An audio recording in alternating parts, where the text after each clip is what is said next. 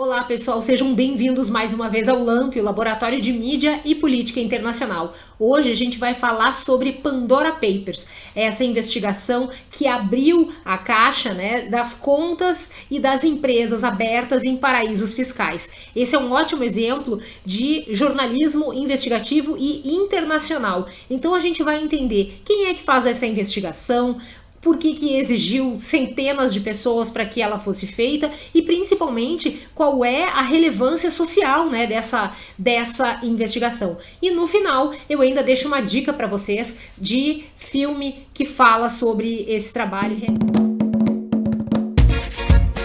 As offshores são empresas ou contas bancárias abertas no exterior, geralmente em paraísos fiscais que cobram poucos impostos e fazem poucas perguntas sobre a origem do dinheiro. É como se, em vez de abrir uma conta no meu nome, eu criasse uma empresa chamada LAMP lá no paraíso fiscal, sem que ela precise fabricar nada nem prestar nenhum serviço.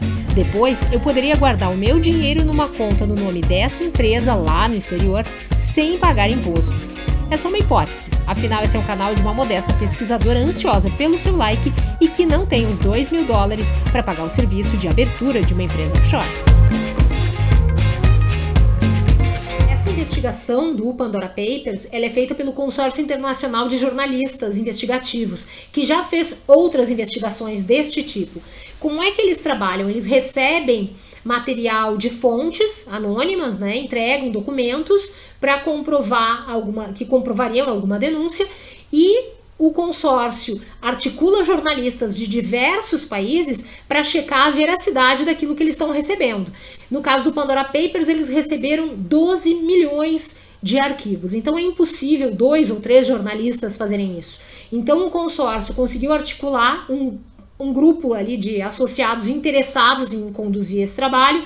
Foram 600 jornalistas de 150 veículos de comunicação do mundo todo. Cada um dividiu ali uma parte do trabalho, pegou mais os documentos que diziam respeito a pessoas do seu país para verificar se ali havia alguma coisa que seria de interesse público, algo que deveria ser tornado visível, transparente para o público do seu país. No Brasil, quem participou desta vez foi o Poder 360, o Jornal Metrópolis, a revista Piauí e também a agência pública. Foram esses 4 veículos. Então a moral é que desta forma, trabalhando junto, o consórcio consegue revelar coisas que um repórter sozinho, um veículo sozinho não conseguiria fazer.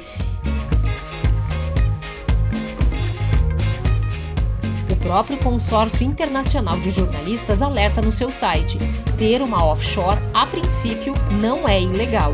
Algumas situações podem ser moralmente questionáveis, como casos em que a offshore é usada para que o patrimônio da família não entre na partilha do divórcio, porque os bens e contas foram transferidos para uma empresa. Ou quando uma empresa cria outra empresa offshore para dificultar que a justiça tenha acesso à parte do dinheiro em caso de ações judiciais.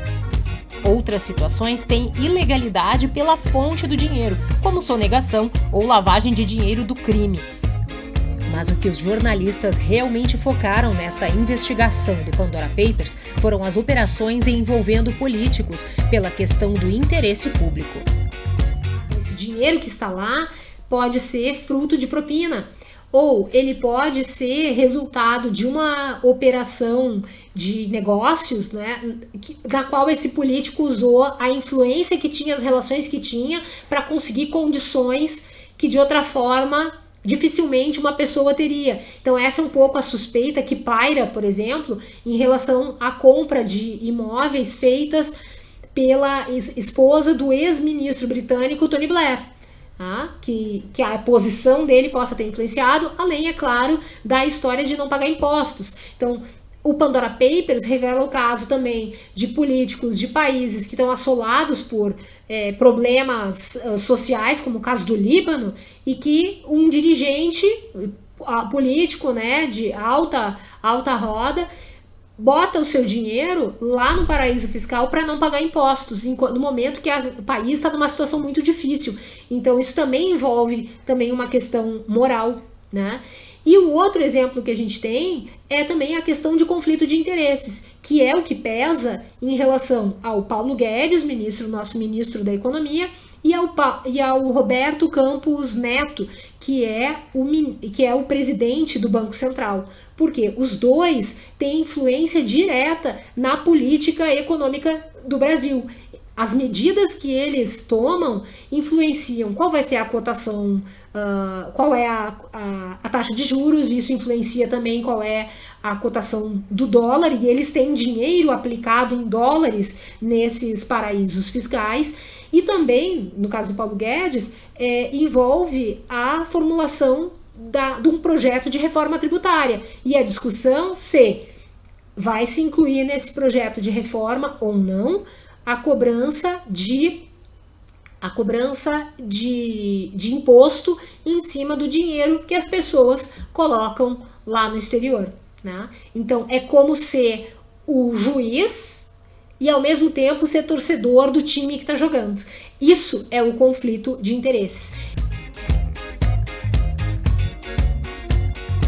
De qualquer forma, eu deixo como sugestão que vocês assistam o filme A Lavanderia, que é dirigido pelo Steven Soderbergh e está disponível no Netflix. Vocês vão encontrar facilmente ali para assistir, e ele mostra, através da jornada da personagem vivida pela Meryl Streep, como é que funciona um pouco dessas manobras jurídicas usando essas empresas criadas no exterior para esconder o dinheiro.